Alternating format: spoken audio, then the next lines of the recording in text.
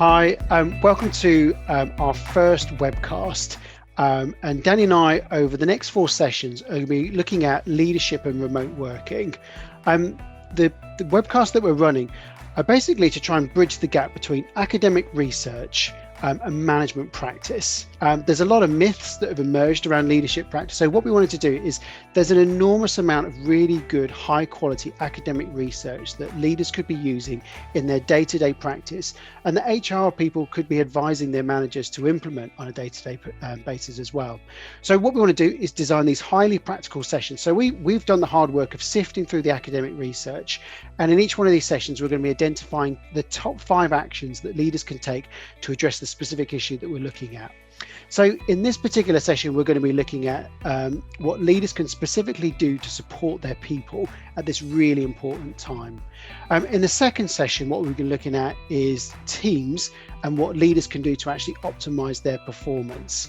In the third session, we'll be looking at decision making, which is a huge body of research behind it. So it's like, how can leaders actually use this decision-making research to make sure that the quality and acceptance of the decisions that they're making are much higher? And then the fourth and final session is the really pertinent topic of well-being. So how can leaders leverage the extensive research that's been done to support the well-being of their people, and in the process actually enhance performance as well? So Dani and I are really looking forward to working with you over the next few sessions. Just a little background to me. So as I said, my name's Garen. I'm an organization development consultant. I've been running my own practice for 10 years and I've been an OD consultant for a total of 15 years altogether. Dani, do you want to just introduce yourself? Yeah, so until earlier this year, I was Director of People and Business Services at Investors in People. I've now set up my own consultancy business to help organisations take a more strategic approach to all things people, and make their organisations more effective and human. So of all the subjects we could have looked at with the academic research, why did we look at remote working? Well, A, it's kind of here to stay. The second thing is remote working. Academic research shows negatively impacts team effectiveness. There's a number of big meta studies that have been done that have found that remote working affects things like team dynamics, the frequency of communication, can be the cause of interpersonal conflict, reduces the amount of trust and social interaction on teams as well. So it really does show that remote work needs a lot of work from leaders to actually help them become more effective as well. But what's really interesting is the research on an individual basis is actually painting quite a different picture. And Dani, do you want to just share some of the insights that you've been finding? Yeah, absolutely. So there's been several bits of research done over the last few months, and all of them agree that people feel more productive at home.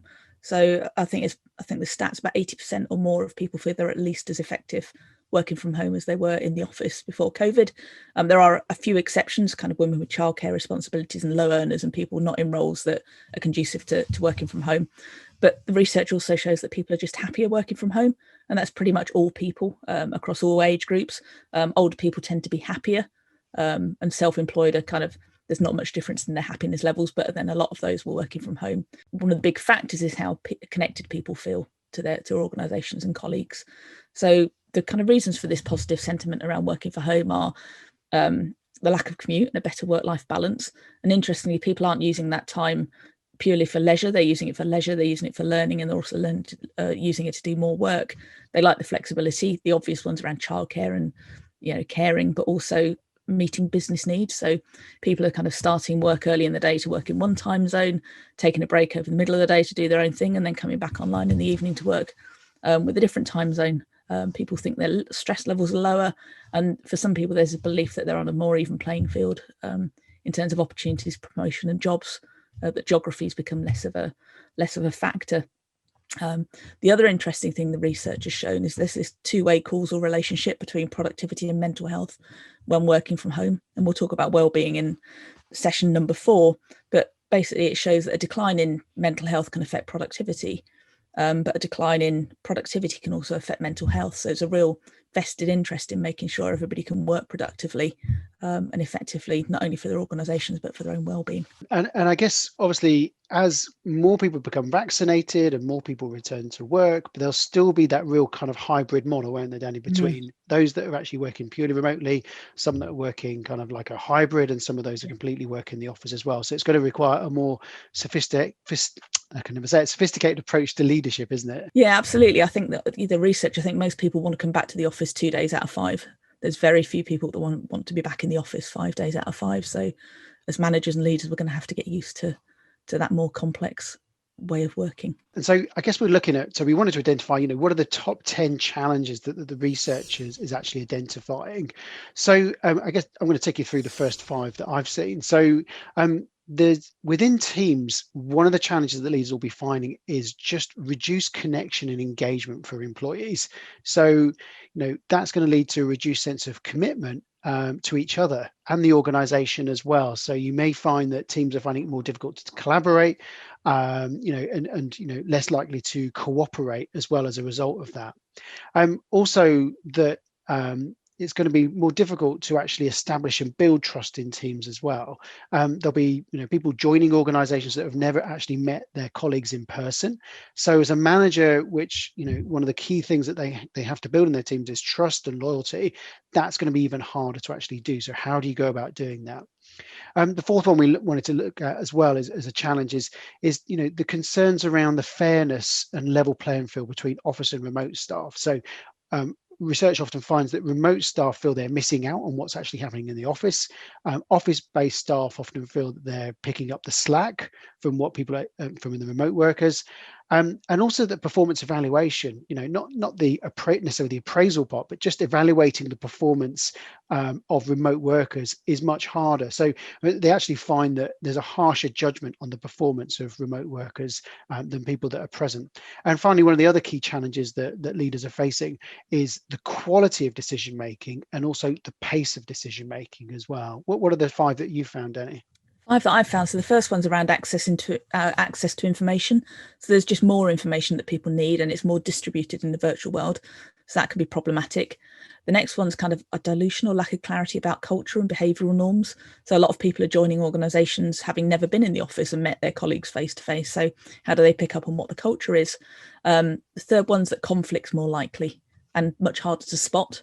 So if you're in a face-to-face meeting and people are unhappy, you can sense that, you can tell, and you can go and have a chat with somebody afterwards and do something about it, but much harder to spot that on a face-to-face call. Although I did spot that Microsoft have lodged a patent to put to record and score meetings in terms of body language. So quite what that's going to look like, I don't know, but maybe we'll have a computer telling us who's happy and who's not. I don't know, it's a scary thought. The fourth one's around matching the capacity and capability of the organisation in terms of well-being and matching that to the needs and expectations of employees. And then lastly, it's that less kind of a loss of a sense of control over what your team are doing remotely. If they're next to you, there's almost that illusion that you can know what's going on. Virtually, that's harder. Brilliant. And I guess when we were discussing the content and all the studies to go into this, there's one thing that you raised was something called, was it hedonic adaptation? Yeah. What was that in particular? It seems like something that's really interesting for managers to keep in mind, and also for HR practitioners. Absolutely, on all sorts of scales. So it's the idea that we adjust to great things over time, we get used to them. So even really exciting things like a lottery win, disappointingly, over time, we will kind of assimilate and get used to the idea of having millions of pounds sat in the bank, and it becomes less exciting and less ordinary. So it's a case of, with remote working, yes, at the moment, lots of people are happy, feel happier at home, but over time they're going to forget the horrible commute and the expensive season ticket and all of that stuff, and over time they'll forget that and they'll just get used to working from home. That will become the new norm. So organisations and leaders are going to have to up the game in terms of keeping their staff engaged and happy. Before we start to share the top 5 with you, which is the specific areas to be thinking about as a manager, it's important to sort of share our methodology as well. So as I said, Dani and I have done a fairly exhaustive search and reading of different studies, and this is everything from literature reviews to rapid evidence assessments to trying to choose sort of the highest graded papers in terms of quantitative and qualitative research as well. And as a result, things that we thought might make the cut in the top 5 didn't make the cut. So for example, there's limited evidence that leadership styles actually affect the effectiveness of virtual teams. There's just not enough evidence yet to support it. There's some kind of sort of research that's starting to find that transactional leadership impacts virtual teams in a certain way, and transformational leadership affects teams in a certain way. And there's something around humble leaders are maybe a more suited leadership style for this particular period. So the 5 that we've made are things to really just bear in mind. If you don't do anything else, is to think about these particular top 5 areas as well. So Dani, do you want to just kick off our top 5? Yeah, so first on our top 5 was setting expectations. So looking at the research, we found that a shared understanding of virtual teams can have a really significant impact on the ability of that virtual team to work effectively. I mean, it's the case for all teams, but it's even more important for a virtual team. It helps if people have a shared understanding of the team's goals and everything else. It helps them anticipate and predict the behaviours of their team members. It helps them understand what's going on, and they can work more autonomously. They don't have to keep constantly checking in with each other to, what's next, where are we going? And that shared understanding is about a variety of things. So it's not just about the goals the team's trying to achieve or the tasks it needs to deliver on. It's about the work and team processes, how people are going to work together, and about the members themselves and the roles they're carrying out. So who does what? So as a leader, you need to frame the context for your team like an E orientation. So remind the team of the purpose, share profiles and information about team members so they can get to know each other, be clear on what their expected behaviours, clarify roles and responsibilities, clarify the task and outcomes and timescales. And also, there's also value in asking your team to share their feedback and expectations on how they're all going to work together and how you're going to collaborate. Yeah, it's amazing, isn't it? As a consultant, how many times you sort of ask managers and or ask different members of teams, and they don't actually know what other members of the team actually do, or someone's role was this, but it's actually evolved into that. But people just don't understand, and so they don't understand the interdependencies, do they? Yeah. No, they don't. And I think particularly when we're in a really fast-moving, changing environment, people's roles change all the time. So it's the more you can do to kind of explain that, the better. So I think the other thing, and we'll talk more about this in the next session around teams, but that's about creating space and facilitating ways for people to get to know each other. Social cohesion is really key to effective virtual teams and trust. So the more you can do to kind of build social cohesion within your team, then the better. But as I say, we've got ideas on that next time that we'll share with you. And then lastly, the research also found that availability and responsiveness is really, really important in virtual teams. So having a team member be responsive and available to talk to you is the thing that really helps build trust, particularly early trust in teams. So as a leader, it's about formalizing communication norms, being clear on what tools you're going to use and why you're going to use them, and how quickly somebody should respond to emails and instant messaging, so there's not misunderstandings about how those tools are being used. Well, I just picking up a couple of points there as well. So trust is absolutely essential to the performance of teams, isn't it? And I guess some of the things that we're both picking up in meetings with organizations is we're starting to hear lots of employees sort of describing other employees saying, well, I just don't really know what they do all day.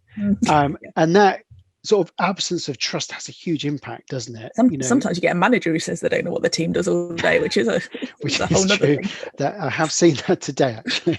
So I guess the other thing as well is like those norms and expectations, isn't it? We talked about that kind of deep work, didn't we? Which is the ability to actually really focus on work. People just need that time, don't they? Because that's something you've been thinking about. Yeah, absolutely. I think as a leader, you have to make it okay for people to block out a couple of hours in their diary to really concentrate on something that needs thought that you can't do in the 5 minutes in between one Zoom call and another.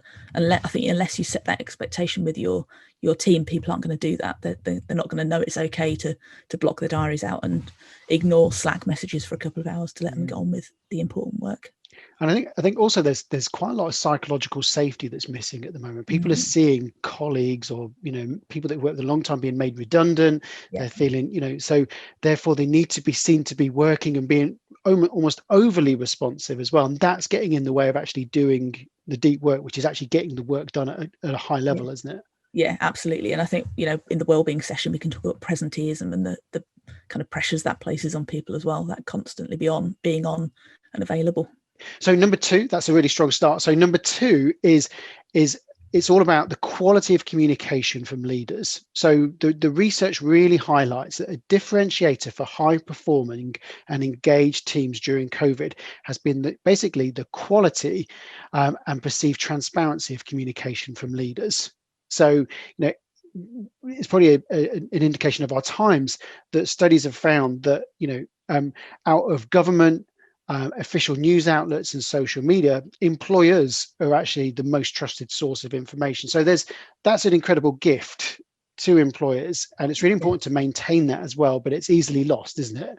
It's a big responsibility as well for an employer to be the most trusted source of information, particularly in the era we're in now. Yeah. So how do you actually do quality of communication? And it's really, it's very easy to say give quality communication. It's another thing to do quality communication. And the sort of the elements of it is transparency, which we'll just talk about in a little bit more detail in a second.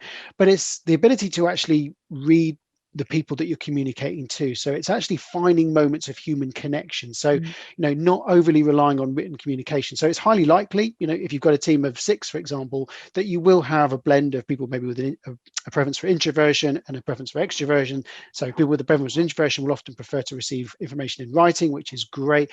But it's really important that we don't overly rely on written communication, that we're getting really good messaging out there consistently not in person, but actually engaging with people in voice, either over video or over phone as well. And it's really important to sort of understand the emotional temperature in the team as well. And their teams have been flat out. They've done 5 years of transformation in 5 months, and this is still ongoing, all this uncertainty. Teams are tired. It's really important that you meet teams where they are with your communication, acknowledge how hard they've worked, the pressures they're under. Trust does go up when people hear your voice. The jury with the research is out on video, isn't it, Dani? It is. Yeah. If a person looks uncomfortable when communicating on camera, then trust can go down. So practice makes perfect, but it's still okay to pick the phone up. And it's really important to show and make time to show compassion and care. Now, as we said, not everyone finds communicating very easily. And there's an incredible statistic about the number of reluctant managers in this country. So it may be that the technicians that have been promoted into the role of manager that may be unprepared. What is that statistic around how many reluctant managers there are? 4 out of 5 accidental managers in the country, which is quite staggering, really. So that's managers who've not had any training on how to manage or how to lead, or any expectations set by their organisation about what's expected of them as a manager. Wow, that can sometimes be a scary place to be with such a big responsibility. So your organization may have training programs. There's a whole wealth of information. Some good books are things like Soft Skills for Hard People, Clear Leadership by Gervais Bush is always a good reference point. We'll put some references in the comments on if you're watching this on YouTube, but feel free in the comments to add some recommendations that you might add as well. The other important thing to remember as well is things like empathy. So try emotional empathy. So to mirror and feel what others are actually experiencing right now, and try things like cognitive empathy. So, actually take the other person's perspective when you're communicating. A lot of leadership communication is actually just transmitting, and always be asking good questions and listening as well. What's the third point, Dani? The third point is about a default to transparency. So we've said that access to information is just much harder in a virtual environment. You've got more information to be shared, it's more distributed, and the risk is people are going to be left out of the loop, and that just causes confusion, frustration, and ultimately poorer quality decision making for your organisation and duplication of effort. So the research strongly points to transparency being a key lever for effective virtual teams. So that's about making everything open and available to everyone, unless there's a really specific reason why you're not doing that.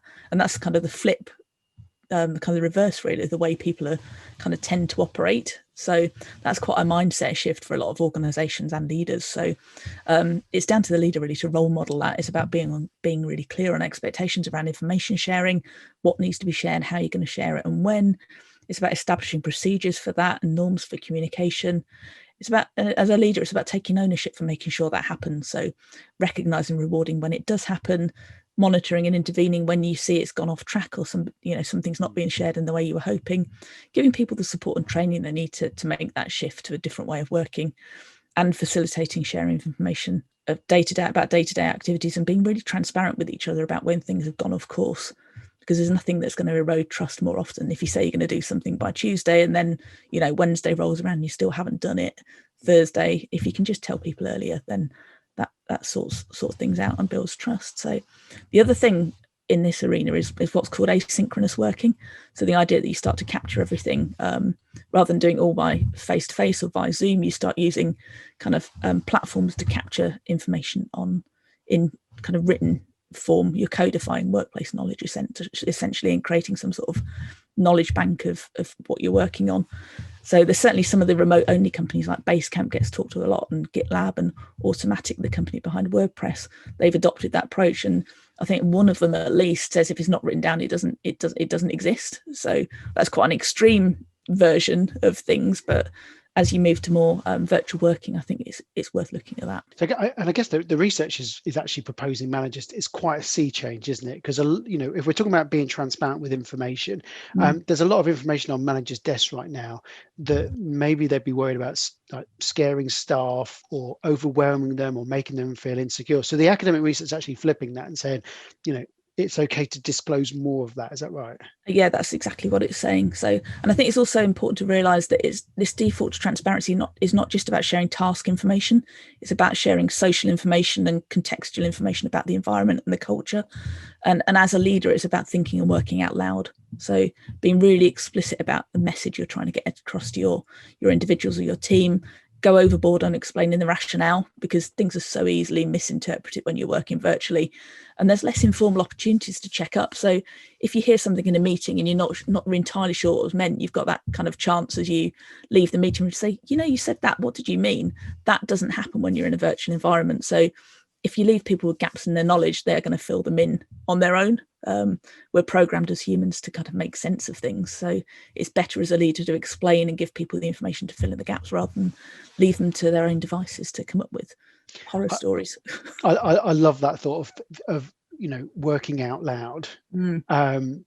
It helps take people on the journey when you're making decisions, doesn't it? And kind of like what is in your mind or what are your considerations when making key decisions, and it increases buy-in, doesn't it? So that people don't necessarily feel decisions being done to them.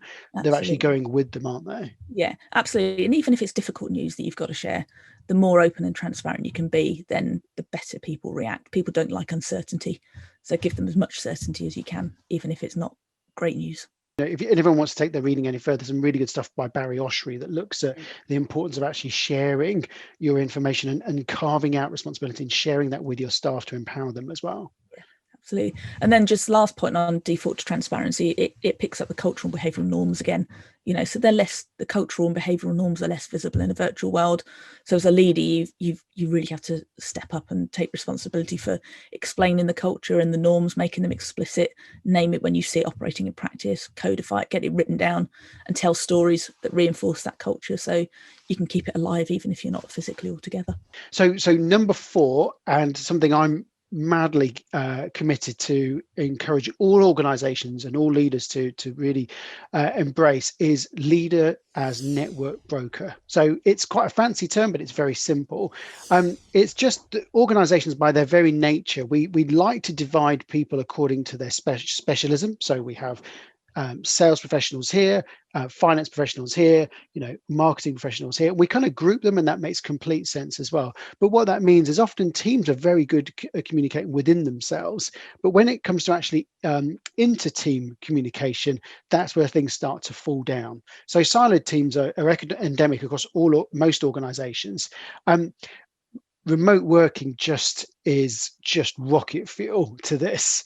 And a lot of the organizations that we're working with, like come sort of September, when after the massive adrenaline rush of just trying to make and cope and operationalize all the changes, we're like, our teams have really drifted apart. And the academic research really shows that the role of leader actually connecting different departments together can have a huge impact on performance.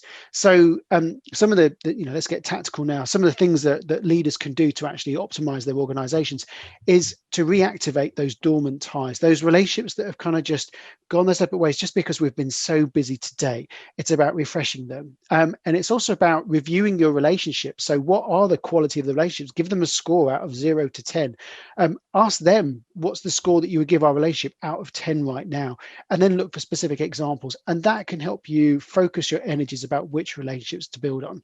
And also, it's not necessarily in your exact domain of control. It's like actually seeing things fall between the gaps between other teams as well. So connecting, encouraging and facilitating them to connect with each other. So reaching outside your immediate circle. And we're always saying that one of the most important skills for contemporary leaders in organizations in 2020 is the power of facilitation. Mm-hmm. And that means the ability to actually facilitate meetings and communication between different parts of the organizations. It's, it's creating links with your counterpart managers. And what that means basically is if you have a good relationship with your counterpart manager over here, your team, when they work together, it will make their lives so much easier. There's so many organizations where the teams don't get on, they go up to the manager then talks to the other manager, and then the manager then tells their team, and back and forth, and it's so inefficient. You can just basically circumvent all of that by building relationships. And also it's ensuring that meetings aren't issue related. So many meetings are just like, let's deal with the topics of today. The meetings that are really high value, also the ones where we're talking about, what does the next 3 months and 6 months, what does your pipeline of work look like? What am I working on that's going to impact you, and vice versa? So no surprises. And also we're thinking together, because it's rather than sort of saying, this is what we're doing and this is what we need you to do, we're actually thinking, what can we do to actually share our knowledge to make sure we're coming up with the best solutions? The other tactic I'm always encouraging managers to do, and I know you'll be the same as well, Dani, is inviting yourself into the team meeting of other teams. Absolutely. Just elbow your way in if you have to, by actually sitting there, just turning up, showing a face, engaging with them, answering their questions, telling them what you're up to, understanding how their actions impact your team and vice versa, and really exploring the issues. That is just a great thing. And also encouraging your team to do the same thing as well. And often when we're managing things like technical specialists, that kind of communication piece doesn't always come most naturally. So it's important to actually coach your people to engage more effectively, and actually to join those initial meetings just to get them going, get the relationship built, and then start to step out as well. Yeah. And I think it's surprising how quickly that pays dividends. They don't have to be long meetings, and you can see just really brief conversations how quickly that builds up understanding and better team working. So I don't think it needs to be a kind of half-day workshop that's kind of massively planned out. It can be small moments that really have an impact. Yeah, short, sharp interactions. Really punchy. Get your place on the agenda. See the agenda. Tell the manager what you want to talk about, and then just do it. Don't kill them with PowerPoint for whatever you do. The other thing that we want to sort of really encourage is, don't let your team talk negatively about other teams. Yes. Them and us is probably one of the most basic human instincts. It comes from the savannah with, Stone Age man seeing other tribes, and it's endemic again in organizations. If you let your teams talk negatively about other teams, what happens is it starts to create a space between them. And it can be something that teams do very naturally because they're just trying to cope, and it's very seductive to be involved in those conversations as well. But as soon as you start to do it, then you endorse what they're talking about, and it builds up the barriers between them as well. So we're always saying to challenge them, your team members, to actually step into the shoes of the other team. Why are they doing what they're doing? What's motivating? What are their priorities? Are they the same priorities? Are they conflicting? What can you do? And there's a whole range of other things, but always intervene when you see breakdowns in communications and misunderstandings as well. Yeah. Great. So that takes us on to number 5, and definitely not last but not least. Over to you, Dani, for that. Yeah, so number 5 is around managing performance. So managing a remote team is a real shift in management style. And it, as we've said, it calls for a more sophisticated approach. You can't see what people are doing. So in terms of what they're doing, how they're feeling about stuff, you're relying on inference. You're trying to pick up signs to work out what's going on for somebody and what's really happening. So, I mean, I've managed remote teams for the last 10 years and been part of them for probably 15 or 20. And I think a big part of the successful teams is how well you know your individual team members. So you can't possibly help to support people to be their best if you don't know what's going on for them. You don't know how they work, how they tick. So that's the first thing. And I think in a virtual environment, particularly when you're new to it, there's this real temptation to increase monitoring and see what people are up to. I was reading again, I think there's a report came up yesterday. It said 1 in 7 workers are reporting their monitoring by their employers increased over the pandemic period. But successful teams are all about trusting people to deliver. So that's basically what you've got to do. You've just got to find other ways of seeing what's going on. So do make sure you're having regular check-ins, but not micromanaging. Work out what the cadence is that works best for you and your team members and the team as a whole. And then when you're thinking about how to assess or evaluate performance, even if it's not in a kind of formal ratings way, consider including elements of how well the people are kind of contributing to the effectiveness of the virtual team, and make that part of what you discuss and cover, and involve the team in deciding what factors and things you should look at as part of how well your team and individuals are performing. But I guess what we do know from the research is that any assessment of performance, however formal or informal, it's how people perceive it. They need to feel it's fair. As that's super important. And we know that virtual, workers can be judged more harshly. It's also how workers react to those performance discussions. So again, you haven't got that informal opportunity after a performance discussion to catch up with somebody later in the day in the corridor.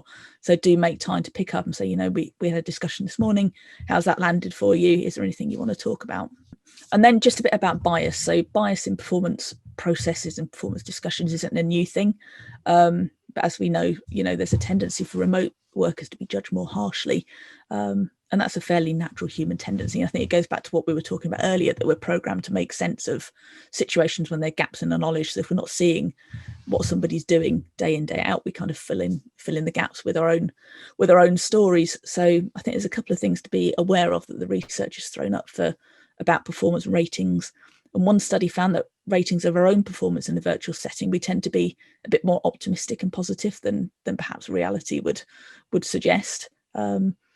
And that is probably because we're getting less feedback cues about what's really going on. So, we don't know, we're not getting the feedback we would do in a virtual physical environment. So we're making it up. So it's really important as a leader, we find a way to give people a flow of information about how they're doing from a variety of sources to help them build that balanced picture.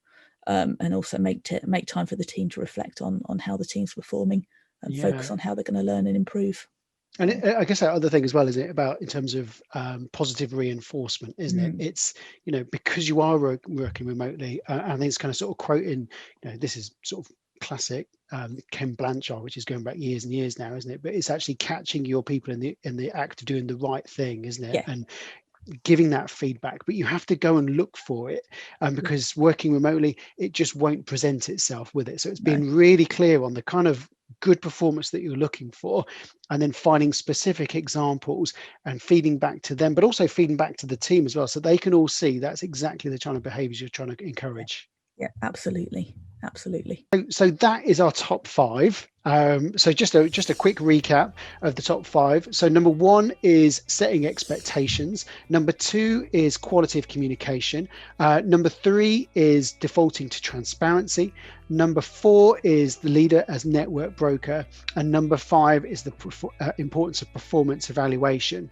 So I guess what we wanted to do is, there's that kind of link again between academic insight and management practice, and we're trying to bridge that gap. So we're just going to give you 3 things to take away. So if you're going to do anything as a result of when you turn this video off and go back to your desk, the 3 things that you prioritize, we're going to give them. What's the first one, Dani, for people to take away? So the first one is ask your team, are they clear on your expectations of them? And have you asked them what they expect and need from you as their leader? 100%. And managers don't ask that in normal times, do they, let alone so it's so important. The second one is, what connections do you need to broker now? So look across the organization chart, your networks that you work in. Where do you need to focus your attention? If you're going to make sure one relationship works well and you're going to bring your resources to bear to enhance that relationship, what connection are you going to work on? And then last of all, our number 3 is, are you having effective and regular one-to-ones and check-ins with your team members? Are you giving them the feedback and the information they need to do great work and improve? And are you taking a wider approach than just focusing on task? Are you looking more holistically at the support and well-being and development that they need? Brilliant. So that's the end of our first session. As I said, we've got 3 more to go. We really welcome your feedback and comments. So we're going to be trying to share a number of the references that we've covered in order to produce this. We also really welcome your ideas about what would go in your top 5. And also, if you want to keep track of these as they come out, if you're watching it on YouTube, just hit the subscribe button and tap the bell, and you'll get a notification when the next one comes out as well. But really glad that you stayed in to watch with this, and we look forward to the next one. Thanks, everyone.